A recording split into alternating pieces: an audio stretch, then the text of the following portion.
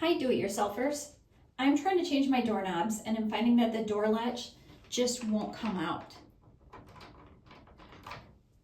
The solution? Just use brute force. Let me show you why once we finally get it out.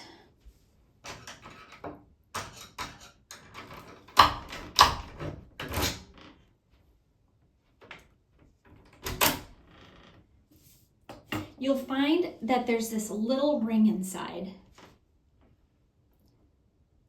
To get this out, you'll have to use a screwdriver to bend up the edges.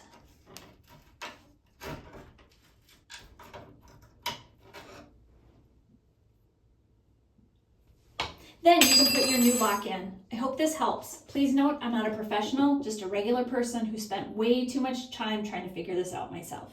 Have a great day.